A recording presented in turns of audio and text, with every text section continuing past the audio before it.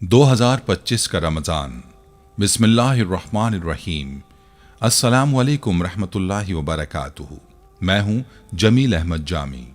नाज़रीन किराम, आपने अक्सर सुना होगा कि क़यामत की निशानियों के बारे में मुख्तलिफ रिवायात और हदीसें ज़ेर बहस आती रही हैं, और इनमें बाज़ ऐसी अलामात भी बयान की गई हैं जो सुनकर दिल में गहरी सोच और तशवीश पैदा हो जाती है। हज़रत अब्दुल्ला बिन मसूद रज़ी अल्लाह अन्हु की एक मशहूर रिवायत में है कि रसूलुल्लाह सल्लल्लाहु अलैहि वसल्लम ने फरमाया, अगर रमज़ान के महीने में किसी चीख की आवाज़ सुनाई दे तो उसके बाद सवालात में शिद्दत आएगी, लोग आपस में शोर शराबा करेंगे, ज़िक़द में कबाइल के दरमियान बगावतें उठेंगी, ज़िलहज्जा में खून बहेगा, और मुहर्रम का महीना ऐसा होगा कि गोया उसमें क़यामत के आसार नुमायाँ होंगे। लेकिन ये चीख क्या होगी और ये क़यामत की निशानियाँ किस तरह ज़ाहिर होंगी? जब इस सवाल का जवाब हज़रत मोहम्मद सल्लल्लाहु अलैहि वसल्लम ने दिया तो वो हमारी तवज्जो को एक ऐसी निशानी की तरफ मबजूल कराता है जिसे हमने अक्सर सिर्फ कहानियाँ या तख़य्युलाती बातें समझा है। ये क़यामत की निशानियाँ और एक ख़ास चीख का जिक्र किया गया जो निस्फ रमज़ान की रात यानी जुमे की रात एक शदीद धमाके या चीख की सूरत में सुनाई देगी। यह आवाज़ ऐसी होगी कि जो सोने वाले होंगे वो बेदार हो जाएंगे और जो खड़े होंगे वो बैठ जाएंगे। शरीफ ख़ानदान की ख़वातीन तक अपने घरों से बाहर निकल आएंगी। उस साल में ज़लज़लों की कसरत होगी। फिर हुज़ूर अकरम सल्लल्लाहु अलैहि वसल्लम ने हमें ये नसीहत दी कि जब जुमे की सुबह फजर की नमाज अदा कर लो तो अपने घरों में जाकर अपने दरवाजे और खिड़कियां बंद कर लो, चादरें ओढ़ लो और अपने कान बंद कर लो, और जब यह आवाज़ तुम्हें सुनाई दे तो सजदा रेज़ हो जाओ और ये कलिमात पढ़ो, सुभान अल कुद्दूस, यानी वो ज़ात पाक है जो हर ऐब से पाक है, हमारा रब। अब सवाल यह है कि क्या वाकई ये तमाम वाक़यात हकीकत बनकर ज़ाहिर हो चुके हैं, और क्या 2025 का रमज़ान वो वक्त हो सकता है जब उन तमाम निशानियों की तकमील हो जाए? आज के इस वीडियो में हम इसी मौजू पर बात करेंगे और देखेंगे कि क़यामत की उन निशानियों में से कौन सी अलामात हकीकत के सामने आई हैं और किस हद तक इन रिवायात की सदाकत साबित हुई है। आपको इस वीडियो को आखिर तक देखना होगा ताकि आपको इस अहम और संजीदा मसले की मुकम्मल तफसीलात हासिल हो सकें और आप समझ सकें कि ये सब बातें किस हद तक हकीकत हैं और हम इनसे किस तरह आगाह हो सकते हैं। तो चलिए इस पर तफसील से गौर करते हैं और देखते हैं कि वो निशानियाँ जिनकी पेशगोई की गई थी उनका ताल्लुक हमारे मौजूदा हालात से है। क्या ये वो वक्त है जब हम उन निशानियों को अपनी आंखों से देखेंगे? नाज़रीन, शायद आप ये ना जानते हों कि रसूलुल्लाह सल्लल्लाहु अलैहि वसल्लम की आमद भी क़यामत की एक बड़ी निशानी है। ये एक हकीकत है कि आप सल्लल्लाहु अलैहि वसल्लम की बैसत को क़यामत की निशानियों में से एक अहम निशानी के तौर पर देखा जाता है और आपका वजूद क़यामत के करीब आने की दलील समझा जाता है। आप अलैहिस्सलातु वस्सलाम ने अपने आप को ख़ातमुन नबिय्यीन यानी आखिरी नबी होने का ऐलान किया और इसी हैसियत से आप अलैहिस्सलातु वस्सलाम ने क़यामत की करीब आमद की खबर दी है। इस हवाले से नबी सल्लल्लाहु अलैहि वसल्लम से कई अहादीस वारिद हुई हैं जो इस बात को वाज़े करती हैं। एक हदीस में हज़रत सहल बिन साद रज़ी अल्लाह अन्हु रिवायत करते हैं कि रसूलुल्लाह सल्लल्लाहु अलैहि वसल्लम ने फरमाया, मैं और क़यामत इस तरह भेजे गए हैं, और आप सल्लल्लाहु अलैहि वसल्लम ने अपनी शहादत और दरमियानी उंगली से इशारा किया। इमाम क़र्तबी रहमतुल्लाह अलैह क़यामत की अलामात को बयान करते हुए कहते हैं कि पहली बड़ी अलामत खुद नबी सल्लल्लाहु अलैहि वसल्लम है, क्योंकि आप सल्लल्लाहु अलैहि वसल्लम ही आखिरुज़्ज़मान नबी हैं और आपके बाद क़यामत तक कोई नबी नहीं आएगा।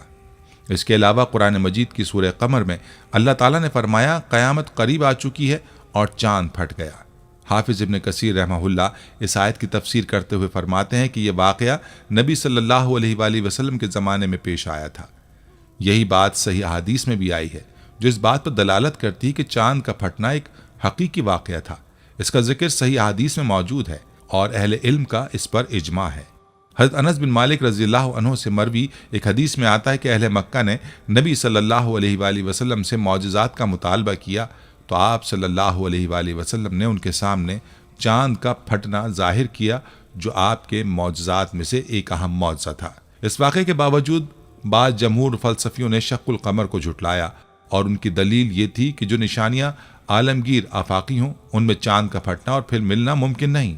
यही राय उन्होंने मेराज के वाक़े के बारे में भी पेश की थी اور قیامت کے دن سورج کے لپیٹے جانے جیسے دیگر معاملات پر بھی انکار کیا ہے۔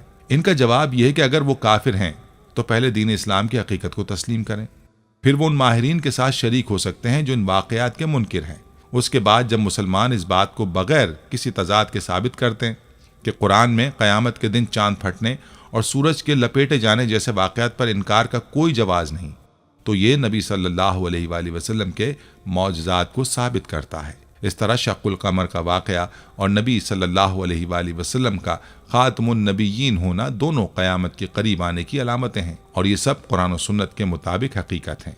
حضرت عبداللہ بن عمر بن عاص رضی اللہ عنہ سے ایک روایت نقل کی جاتی ہے جس میں وہ بیان کرتے ہیں کہ ایک مرتبہ ہم نبی صلی اللہ علیہ وآلہ وسلم کے ساتھ سفر پر تھے اور ایک جگہ پر قیام کیا۔ اس دوران ہم میں سے بعض افراد اپنے اونٹوں کو چراگاہ میں لے گئے تھے کہ اچانک نبی صلی اللہ علیہ وآلہ وسلم نے آواز دی کہ نماز کے لیے جمع ہو جاؤ۔ جب ہم نبی صلی اللہ علیہ وآلہ وسلم کے پاس جمع ہوئے تو آپ صلی اللہ علیہ وآلہ وسلم نے فرمایا کہ مجھ سے پہلے بھی کئی نبی گزرے ہیں اور ان پر واجب تھا کہ وہ اپنی امت کی خیر کی طرف رہنمائی کریں اور انہیں برائی سے بچائیں۔ آپ صلی اللہ علیہ وآلہ وسلم نے مزید فرمایا کہ اس امت کی عافیت اس کی ابتدا میں رکھی گئی ہے، یعنی اس کی ابتدائی ادوار میں اس میں خیر اور برکت تھی، لیکن جیسے جیسے وقت گزرے گا اس امت کو آزمائشوں اور ناپسندیدہ امور کا سامنا ہوگا۔ آپ صلی اللہ علیہ وآلہ وسلم نے بتایا کہ ایسے فتنوں کا سامنا ہوگا جن میں سے بعض حصہ لوگوں کے لیے خوشنما دکھائی دے گا، اور جب یہ فتنہ آئے گا تو مومن کو ایسا محسوس ہوگا کہ یہ فتنہ اسے ہلاک کر دے گا۔ پھر جب وہ فتنہ ختم ہو جائے گا تو مومن سوچے گا کہ یہ اگلا فتنہ اس کی ہلاکت کا سبب بنے گا۔ آپ صلی اللہ علیہ وآلہ وسلم نے اس بات کی وضاحت کی کہ جو شخص چاہتا ہے کہ وہ جہنم سے بچ جائے اور جنت میں داخل ہو تو اس کا یہی حال ہونا چاہیے کہ وہ اپنی موت اس حالت میں پائے کہ وہ اللہ اور یوم آخرت پر ایمان رکھتا ہو اور لوگوں کے ساتھ ایسا سلوک کرے جس کی توقع وہ خود اپنے لیے رکھتا ہو۔ ناظرین کرام، آپ صلی اللہ علیہ وآلہ وسلم نے قرب قیامت میں چھوٹے دجالوں کے نکلنے کی بھی پیش گوئی کی تھی۔ یہ چھوٹے دجال مختلف ادوار میں ظاہر ہوں گے جو نبوت کا دعویٰ کریں گے اور اپنے پیروکاروں کے ساتھ مل کر فتنوں کو ہوا دیں گے۔ نبی اکرم صلی اللہ علیہ وآلہ وسلم نے فرمایا تھا کہ قیامت اس وقت تک قائم نہیں ہوگی جب تک 30 کے قریب چھوٹے دجال ظاہر نہ ہوں گے۔ ان میں سے ہر ایک اپنے آپ کو اللہ کا رسول سمجھ کر لوگوں کو گمراہ کرنے کی کوشش کرے گا۔ یہ نشانی قیامت کی علامتوں میں سے ایک ثابت ہو چکی ہے اور اس کا وقوع ہو چکا ہے۔ قدیم اور جدید زمانوں میں متعدد مدعیان نبوت کا ظہور ہوا ہے، اور یہ بعید نہیں کہ جب تک دجال کا بڑا فتنہ ظاہر نہ ہو کچھ اور جھوٹے مدعیان نبوت سامنے آئیں گے۔ ہم اللہ سے پناہ مانگتے ہیں کہ وہ ہمیں دجال کے فتنے سے محفوظ رکھے اور ہم اپنے راستے پر ثابت قدم رکھے۔ اس طرح کے فتنے انسانیت کے لیے ایک بڑا چیلنج بنے رہتے ہیں اور ہمیں اپنی ایمانی قوت کو بڑھانے کی ضرورت ہے تاکہ ہم ان فتنوں سے بچ سکیں۔ ایک اور روایت میں آتا ہے کہ نبی صلی اللہ علیہ وآلہ وسلم نے ایک دن خطبہ دیتے ہوئے فرمایا، اللہ کی قسم قیامت اس وقت تک قائم نہیں ہوگی جب تک 30 چھوٹے دجال ظاہر نہیں ہوں گے، اور ان میں سے آخری جھوٹا دجال کانا دجال ہوگا۔ حضرت ثوبان رضی اللہ عنہ سے بھی ایک روایت آئی ہے جس میں نبی صلی اللہ علیہ وآلہ وسلم نے فرمایا، قیامت اس وقت تک قائم نہیں ہوگی جب تک میری امت کے کچھ قبائل مشرکین کے ساتھ مل کر بتوں کی عبادت نہیں کریں گے، اور بلا شک و شبہ میری امت میں 30 چھوٹے دجال ظاہر ہوں گے جن میں سے ہر ایک یہ گمان کرے گا کہ وہ نبی ہے، حالانکہ میں خاتم النبیین ہوں اور میرے بعد کوئی نبی نہیں آئے گا۔ یہ پیش گوئیاں نبی صلی اللہ علیہ وآلہ وسلم نے اپنی حیات میں ہی کی تھیں، اور ان جھوٹے مدعیان نبوت میں سے کئی نے اس دور میں اور بعد میں مختلف مقامات پر نبوت کا دعویٰ کیا۔ نبی آخر الزماں صلی اللہ علیہ وآلہ وسلم کی آخری حیات کے دوران بھی اس طرح کے جھوٹے نبیوں کا ظہور ہوا۔ ان میں سے ایک اہم جھوٹا نبی اسود انسی تھا جس نے یمن میں نبوت کا دعویٰ کیا۔ اسود انسی کا یہ دعویٰ اسلام میں پہلی بڑی ارتداد کی شکل میں سامنے آیا۔ اس کے بعد اس کی فوج نے یمن کے مختلف حصوں پر قبضہ کر لیا اور اس کے پیروکاروں کی تعداد میں اضافہ ہوا۔ جب نبی صلی اللہ علیہ وآلہ وسلم کو اس واقعے کا علم ہوا تو آپ نے یمن میں موجود مسلمانوں کی طرف پیغام بھیجا کہ دشمنوں کے سامنے کھڑے ہوں اور ان کے خلاف لڑائی کریں۔ مسلمانوں نے نبی صلی اللہ علیہ وآلہ وسلم کی ہدایت پر عمل کیا اور دشمن کا مقابلہ کیا۔ اسود انسی کی بیوی نے بھی اس کے خلاف بغاوت کی اور اس کی موت میں اہم کردار ادا کیا۔ اسود انسی کے قتل کے بعد اسلام کو ایک بڑی کامیابی حاصل ہوئی اور مسلمانوں نے نبی علیہ الصلاۃ والسلام کو اس فتح کی خبر بھیجی۔ اسی دوران اس واقعے کی خبر آسمان سے بھی آئی اور نبی صلی اللہ علیہ وآلہ وسلم نے اپنے صحابہ کو اس کی اطلاع دی۔ اس جھوٹے نبی کی ظہور سے لے کر اس کے قتل تک تقریباً 3 مہینے کا عرصہ گزرا، اور بعض روایت کے مطابق یہ عرصہ 4 ماہ تک بھی ہو سکتا ہے۔ اس کے بعد اس طرح کے جھوٹے نبیوں میں سے ایک طلحہ بن حولد اسدی تھا، جس نے 9 ہجری میں بنو اسد کے وفد کے ذریعے نبوت کا دعویٰ کیا۔ اس پر حضرت زرار بن اوزور نے نظر رکھی، جو بنو اسد کے عامل تھے، اور انہوں نے اس جھوٹے نبی کے خلاف لوگوں کو اٹھ کھڑا ہونے کا حکم دیا۔ اس کے نتیجے میں طلحہ بن حولد کی قوت کمزور پڑ گئی اور اس پر تلوار چلانے کی ضرورت پیش آئی۔ تاہم تلوار کے اثر سے وہ بچ نکلا، اور اس کی شہرت یہ ہوئی کہ اس پر تلوار کا کوئی اثر نہیں ہوتا۔ اس کے بعد اس کی طاقت مزید بڑھ گئی اور اس نے اپنے پیروکاروں کی تعداد میں اضافہ کیا۔ نبی صلی اللہ علیہ وآلہ وسلم کی وفات کے بعد یہ جھوٹے مدعیان نبوت اپنے دعووں پر قائم رہے، اور جب حضرت ابوبکر صدیق رضی اللہ عنہ نے خلافت کا عہدہ سنبھالا تو ان میں سے بعض نے اسلام کے خلاف بغاوت کی، تاہم حضرت ابوبکر صدیق نے ان کی سرکوبی کے لیے ضروری اقدامات کیے اور جھوٹے مدعیان کو کچل دیا۔ اس کے بعد طلحہ بن حولد شام کی طرف فرار ہو گیا، لیکن بعد میں اس نے اسلام قبول کیا اور نبی صلی اللہ علیہ وآلہ وسلم کے پیروکاروں میں شامل ہو گیا۔ اس نے بعد میں بڑی بہادری کے ساتھ اللہ کے راستے میں جہاد کیا اور مسلمانوں کے لشکر میں شامل ہو کر بہت سی جنگوں میں شرکت کی۔ اسی طرح کے جھوٹے مدعیان نبوت کی کہانیاں ہمیں یہ سبق دیتی ہیں کہ انسان کو اپنے ایمان اور عقیدے میں مضبوط رہنا چاہیے، اور کسی بھی فتنہ و فساد سے بچنے کے لیے ہمیں نبی صلی اللہ علیہ وآلہ وسلم کی تعلیمات کی پیروی کرنی چاہیے۔ جھوٹے مدعیان نبوت میں سے ایک مسلمہ کذاب بھی تھا، جو بنو حنیفہ کے قبیلے سے تعلق رکھتا تھا۔ مسلمہ نے نبی صلی اللہ علیہ وآلہ وسلم کے دور میں نبوت کا دعویٰ کیا۔ وہ ایک وفد کے ساتھ نبی صلی اللہ علیہ وآلہ وسلم کے پاس آیا تھا، اور اس کے بعد یمامہ میں اس کا دعویٰ بہت مشہور ہوا۔ مسلمہ کا دعویٰ تھا کہ اللہ کی طرف سے اس پر وحی آتی ہے، اور وہ اس وحی کو تاریکی میں حاصل کرنے کا دعویٰ کرتا ہے۔ اس کا دعویٰ تھا کہ جیسے نبی صلی اللہ علیہ وآلہ وسلم کو وحی آتی تھی ویسی ہی وحی اس پر بھی آتی ہے۔ اس جھوٹے مدعی نے لوگوں کو گمراہ کرنے کی کوشش کی، لیکن حضرت ابوبکر صدیق رضی اللہ عنہ نے اس کے فتنے کا مقابلہ کرنے کے لیے فوراً ایک لشکر تیار کیا۔ حضرت ابوبکر صدیق نے جنگ کے لیے اپنے سپہ سالار خالد بن ولید رضی اللہ عنہ کو حکم دیا، اور ان کے ساتھ اکرمہ بن ابی جہل اور شرجیل بن حسنہ جیسے بہادر سپہ سالار بھی تھے۔ مسلمہ کذاب کے پاس 40,000 جنگجو تھے، لیکن فیصلہ کن مارکے میں اللہ کی مدد سے مسلمانوں کو فتح نصیب ہوئی، اور مسلمہ کذاب اپنے لشکر کے ساتھ شکست کھا گیا۔ اس مارکے میں مسلمہ کا قتل وحشی بن حرب کے ہاتھوں ہوا۔ اس فتح کے بعد مسلمانوں کو ایک بڑی کامیابی حاصل ہوئی، اور مسلمہ کذاب کے جھوٹ کا پردہ چاک ہوا۔ اس کے کچھ عرصے بعد ایک اور جھوٹا مدعی نبوت مختار بن ابی عبید ثقفی کے طور پر سامنے آیا۔ مختار بن ابی عبید ثقفی نے اپنے تشہیر کے ذریعے شریعت کی کچھ تبدیلیوں کا دعویٰ کیا اور لوگوں میں اپنی مقبولیت حاصل کی۔ اس نے شیعوں کی ایک بڑی جماعت کو اپنے ساتھ ملایا اور دعویٰ کیا کہ جبریل علیہ السلام اس پر وحی نازل کرتا ہے۔ مختار نے محمد بن حنیفہ کی امامت کو تسلیم کیا اور لوگوں کو اس کی طرف دعوت دی۔ مختار نے کوفہ اور اس کے گرد و نواح میں اپنی حکومت قائم کی اور کربلا کے میدان میں حضرت حسین بن علی رضی اللہ عنہ سے جنگ کرنے والوں کے خلاف انتقامی کارروائیاں شروع کر دیں۔ اس نے ان لوگوں کو قتل کیا جو کربلا کے مارکے میں شریک ہوئے تھے۔ مختار اور موسیٰ بن زبیر کے درمیان کئی جنگیں ہوئیں، لیکن آخرکار مختار کو شکست ہوئی اور اس کو قتل کر دیا گیا۔ اس کے قتل کے بعد مسلمانوں میں خوشی کی لہر دوڑ گئی، کیونکہ اس کی فتنہ انگیزی کا خاتمہ ہوا۔ اس کے بعد نبی صلی اللہ علیہ وآلہ وسلم کی طرف سے قیامت کی جو علامات بیان کی گئی تھیں، ان میں سے ایک بڑی نشانی یہ ہے کہ لونڈی یعنی غلاموں کا اپنے مالک کو جنم دینا، اور برہنہ بدن والے بکریوں کے چرواہوں کا بلند قامت عمارتوں پر فخر کرنا۔ نبی صلی اللہ علیہ وآلہ وسلم نے یہ خبر دی تھی کہ قیامت کی نشانیوں میں سے ایک یہ ہوگی کہ وہ لوگ جو کبھی فقیر اور غربت میں زندگی گزار رہے تھے، وہ اب بلند و بالا عمارتوں پر فخر کریں گے۔ ان لوگوں میں بکریوں اور اونٹوں کے چرواہے شامل ہوں گے جو ایک وقت میں انتہائی سادہ زندگی گزار رہے تھے، لیکن جب وہ اپنے گھروں کی تزئین و آرائش میں لگ جائیں تو یہ قیامت کی ایک واضح علامت ہوگی۔ اب ہم دیکھتے ہیں کہ یہ نشانی حقیقت کا روپ دھار چکی ہیں۔ دنیا بھر میں بہت سے علاقوں میں یہ دیکھنے کو ملتا ہے کہ جہاں کبھی لوگ کھلے میدانوں اور جھونپڑیوں میں رہتے تھے، اب وہاں بلند و بالا عمارتیں بن چکی ہیں۔ غلاموں کی نسلوں میں اب اس طرح کی تبدیلیاں نظر آتی ہیں۔ بہت سے چرواہے جو اپنی زندگی میں کبھی مال و دولت سے بے بہرا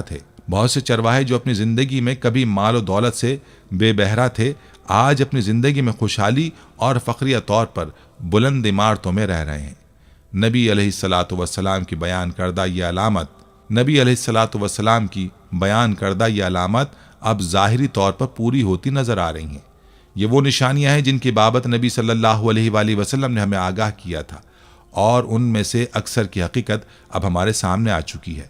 ان علامتوں کی تکمیل قیامت کے قریب ہونے کی نشاندہی کرتی ہے اور ہمیں اس بات کی یاد دہانی کرتی ہے کہ قیامت کا وقت بہت قریب ہے۔ اس لیے ہمیں اپنی زندگیوں میں اللہ اور اس کے رسول صلی اللہ علیہ وآلہ وسلم کی تعلیمات پر عمل کرنا چاہیے۔ جیسا کہ حضرت عمر بن خطاب رضی اللہ تعالی عنہ کی حیثیت سے حضرت حدیث سے واضح ہے کہ حضرت عبداللہ بن عباس رضی اللہ عنہ سے بھی مروی ہے کہ ایک روز جب جبریل علیہ السلام نبی صلی اللہ علیہ وآلہ وسلم کے پاس آئے اور قیامت کے بارے میں سوال کیا تو آپ صلی اللہ علیہ وآلہ وسلم نے فرمایا، سبحان اللہ، قیامت کے بارے میں 5 چیزیں اللہ کے سوا کسی کو نہیں معلوم۔ پھر آپ صلی اللہ علیہ وآلہ وسلم نے جبریل علیہ السلام سے فرمایا کہ اگر وہ چاہیں تو قیامت کی علامات بیان کر سکتے ہیں۔ جبریل علیہ السلام نے جواب دیا کہ وہ چاہتے ہیں کہ آپ بیان کریں۔ تو نبی صلی اللہ علیہ وآلہ وسلم نے فرمایا، جب تم دیکھو کہ غلام اپنے مالک یا مالکہ کو جنم دے رہے ہیں، اور تم دیکھو کہ بکریوں کے چرواہے بلند عمارتوں کی تعمیر میں فخر محسوس کر رہے ہیں، اور تم دیکھو کہ برہنہ بدن والے لوگ عوامی لیڈر بن رہے ہیں، تو یہ قیامت کی علامتوں میں سے ایک ہے۔ جبریل علیہ السلام نے پھر پوچھا، یا رسول اللہ، یہ بکریوں کے چرواہے اور برہنہ بدن والے لوگ کون ہیں؟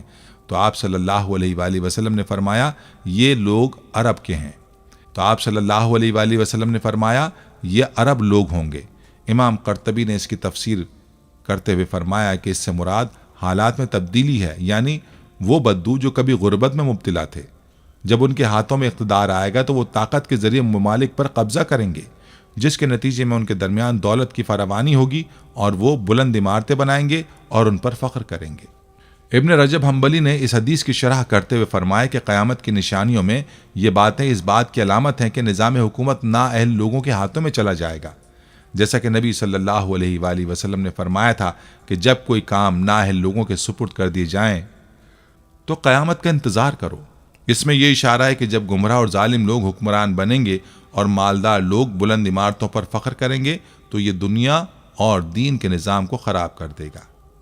ایک اور اہم قیامت کی نشانی جس کا ذکر نبی صلی اللہ علیہ وآلہ وسلم نے کیا ہے وہ یہ کہ علم اٹھ جائے گا اور جہالت پھیل جائے گی۔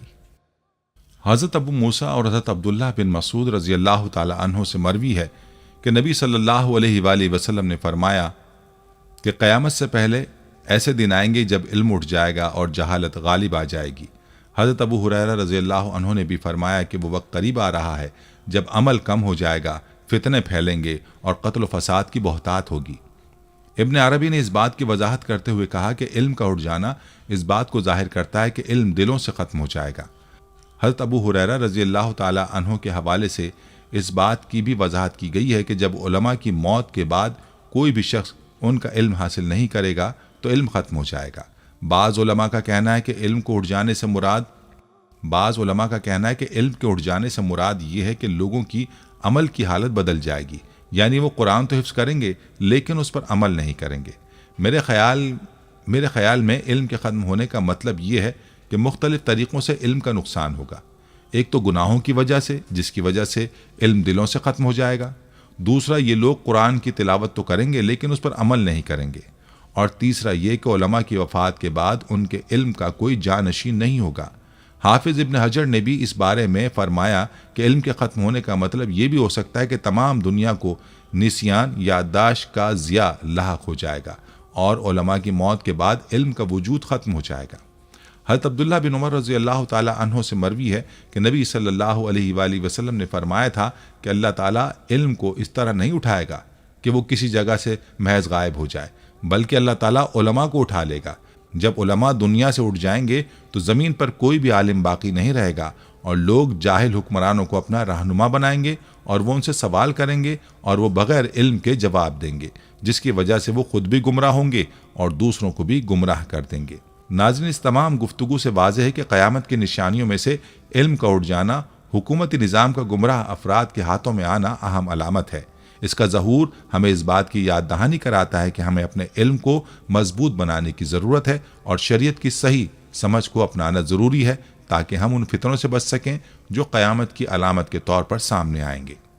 امام ابو بحلی رحمۃ اللہ علیہ نے فرمایا کہ جب یہ آیت نازل ہوئی تو ہم میں سے زیادہ تر لوگ سوالات کرنے سے گریز کرتے تھے اور اس سے بچنے کی کوشش کرتے تھے۔ امام ابو بحلی نے اپنی ایک روایت میں ذکر کیا کہ ایک دفعہ ہمارے پاس ایک اعرابی آیا اور ہم نے اسے رشوت کے طور پر ایک چادر دی۔ जिसे उसने पगड़ी में बांध लिया। जब हमने गौर से देखा तो पगड़ी के दाएं तरफ लटकने वाले कपड़े का हाशिया भी नजर आया। फिर हमने उससे कहा कि वो नबी अकरम सल्लल्लाहु अलैहि वसल्लम से सवाल करे। चुनाचे वो आराबी नबी सल्लल्लाहु अलैहि वसल्लम की खिदमत में हाजिर हो गया और उसने सवाल किया, या रसूल अल्लाह, इल्म किस तरह उठ जाएगा, जबकि हम मसाइब का सामना कर रहे हैं और हम खुद भी सीखने की कोशिश करते हैं और अपने बच्चों और औरतों और खादिमों को भी सिखाते हैं। नबी सल्लल्लाहु अलैहि वसल्लम ने सर उठाते हुए फरमाया, तू कैसे गमगीन है? तुझे मालूम होना चाहिए कि यहूदियों और ईसाइयों के पास भी मसाइब थे, मगर उनके अंबिया जो इल्म लेकर आए थे उनमें उनका कोई हिस्सा नहीं था। खबरदार, इल्म का उठ जाना सिर्फ उलमा के उठ जाने से होगा। इमाम नववी रहमतुल्लाह अलैह इस हदीस की शरह करते हुए फरमाते हैं कि अब्दुल्लाह बिन उमर की गुज़िश्ता अहादीस में ये वाज़े हो गया है कि मुराद ये नहीं है कि हुफ़ाज़ के सीने में कुरान उठ जाएगा, बल्कि इससे मुराद ये है कि उलमा इस दुनिया से रुखसत हो जाएंगे। उसके बाद लोग अपना रहनुमा बनाएंगे जो इल्म से आरी होंगे और वो जहालत के साथ फैसले करेंगे। नतीजा वो खुद भी गुमराह होंगे और दूसरों को भी गुमराही में मुब्तला करेंगे। इब्न बताल रहमतुल्लाह अलैह ने इस हदीस के हवाले से कहा कि क़यामत की अलामात में जो कुछ जिक्र किया गया है वो आज के दौर में बिल्कुल हकीकत बन चुका है। हम देखते हैं कि इल्म में कमी आ चुकी है और जहालत का दौरा हो चुका है। लोगों के दिलों में बखीली बढ़ गई है, फितने आम हो गए हैं और कत्ल व गारत की तादाद में इजाफा हो चुका है। सैयदना अबू दरदा रज़ी अल्लाह अन्हु ने फरमाया, मुझे अफसोस है कि उलमा दुनिया से रुखसत हो रहे हैं और तुम्हारा जो इल्मी हाल है वो इस बात का गम्माज है कि तुम इल्म हासिल करने के लिए कोशिश नहीं करते। उनका कहना था कि इल्म उस वक्त तक लोगों के दिलों में बाकी रहता है जब तक उलमा मौजूद रहते हैं। जब वो चले जाएंगे तो इल्म भी चला जाएगा। ये बात आज हमारे दौर में पूरी तरह सच साबित हो रही है। इस वक्त इल्म सिर्फ चंद अफराद तक महदूद रह गया है और उस इल्म को हासिल करने की तड़प रखने वालों की तादाद कम होती जा रही है। यही वजह है कि जहालत की बढ़ती हुई लहर ने सोसाइटी को घेर लिया है और इल्म का फुकदान लोगों की जिंदगियों पर गहरे असरात मुरतब कर रहा है। इसी तरह जब क़यामत के करीब आने की अलामात पर बात की जाती है तो इस बारे में मुख्तलिफ आरा और रिवायात मौजूद हैं, जिनमें अहादीस भी बयान की जाती हैं जो इस बात की तरफ इशारा करती हैं कि इंसानों को इल्म के कम होने और फितने के बढ़ने की अलामात के बारे में आगाह किया गया है। हज़रत अबू हुरैरा रज़ी अल्लाह अन्हु से रिवायत है कि नबी सल्लल्लाहु अलैहि वसल्लम ने फरमाया, रमज़ान में एक आवाज़ सुनाई देगी और ज़िक़द में कबाइल के दरमियान बगावतें होंगी, जबकि ज़िलहज में हाजियों को लूट लिया जाएगा। दूसरी रिवायत में आता है कि आप सल्लल्लाहु अलैहि वसल्लम ने फरमाया, रमज़ान में आवाज़ सुनी जाएगी, शव्वाल में शोर शराबा होगा और ज़िक़द में कबाइल की आपस में कशमकश होगी। उसी साल हाजियों को लूट लिया जाएगा और मिना में खून रेजी होगी। वहाँ बहुत से लोग कत्ल किए जाएंगे, ख़ास तौर पर जब वो जमरा अक़बा के करीब होंगे। इन रिवायात के हवाले से और भी कई तफसीलात मुख्तलिफ कुतुब में आई हैं। मोहम्मद बिन अली रहमतुल्लाह अलैह का एक कौल भी है कि हमारे मेहदी की एक निशानी ये होगी कि ज़मीन व आसमान की तख्लीक से आज तक ऐसा वाक़या पेश नहीं आया कि रमज़ान की पहली रात चाँद पर ग्रहण लगेगा और रमज़ान के दौरान सूरज भी ग्रहण होगा। ये वाक़या ज़मीन व आसमान की तख्लीक के बाद से आज तक नहीं हुआ। अगरचे सूरज ग्रहण हमेशा चाँद के इब्तदाई दिनों में होता है और चाँद ग्रहण आम तौर पर अबियाज़ बैज़ यानी 15 तारीख़ में वाक़ होता है, लेकिन ये बहुत अजीब बात है कि रमज़ान के महीने में ये तमाम अलामात इकट्ठी नज़र आएंगी। ये भी एक अहम इत्तफ़ाक़ है कि रमज़ान के दौरान बिलखुसूस हरमैन शरीफैन में जुमे की रात और 15 रमज़ान का एहतमाम हो चुका है, जो एक नादिर वाक़या है। लेकिन इसके बावजूद हमें इस बात का मुकम्मल इल्म नहीं होता कि आया ये वही रमज़ान है जिसमें ये अलामात ज़ाहिर होंगी। हदीसों में इन अलामात की तफसील तो यूँ बयान की गई है, लेकिन जब तक वो वाक़या हकीकत में ज़हूर ना करे हम उसका तय्युन नहीं कर सकते। इन अलामात के बारे में बाज़ रिवायात ज़ईफ़ हैं, लेकिन चूँकि उनकी तादाद बहुत ज़्यादा है और ये सिर्फ उन वाक़यात के बारे में इत्तला देती हैं जो हो चुके हैं, लिहाजा हम उन्हें अहमियत देते हैं और उन पर गौर करते हैं। अगर इस किस्म का कोई वाक़या पेश आ जाए तो उलमाए किराम की जिम्मेदारी होगी कि वो उसकी असल हकीकत को दरियाफ्त करके उम्मत की सही रहनुमाई करें। यकीनन अगर इन अलामात में से किसी की सदाकत साबित होती है तो वो रमज़ान हकीकतन दुनिया का आखिरी रमज़ान हो सकता है। ताहम कतई तौर पर नहीं कह सकते कि 2025 का रमज़ान वो रमज़ान होगा जिसमें ये अलामात ज़ाहिर होंगी। ہمارے خیال میں علماء کرام کو عوام کو ان علامات سے آگاہ کرنا چاہیے اور ان کی تشریح کرنی چاہیے تاکہ لوگ ان نشانیوں کے بارے میں جان سکیں اور تیار رہیں۔ اس کے علاوہ اگر ہم نبی صلی اللہ علیہ وآلہ وسلم کے دور کی نشانیوں پر نظر ڈالیں تو ہمیں معلوم ہوتا ہے کہ وہ زمانہ بھی قیامت کی نشانیوں میں سے ایک تھا۔ نبی صلی اللہ علیہ وآلہ وسلم آخری نبی ہیں اور اللہ تعالیٰ نے انسانوں کے لیے اپنی ہدایت مکمل کر دی ہے۔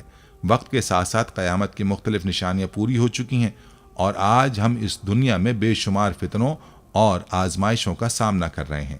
ناظرین، اگر رمضان میں قیامت کی علامات میں سے چیخ والی حدیث کی کوئی صداقت ہے تو یہ حقیقت میں وہ رمضان ہوگا جو دنیا کا آخری رمضان ہوگا۔ اس لیے ہم حتمی طور پر یہ نہیں کہہ سکتے کہ 2025 کا رمضان وہی ہوگا جس میں یہ واقعات پیش آئیں گے۔ تاہم علماء کرام کو اس موضوع پر عوام کو آگاہ کرنا چاہیے تاکہ لوگ اس بارے میں سمجھ بوجھ حاصل کر سکیں۔ اس بات کی طرف بھی اشارہ کیا گیا ہے کہ قیامت کی ایک اور علامت یہ ہوگی کہ جانور انسانوں سے باتیں کریں گے۔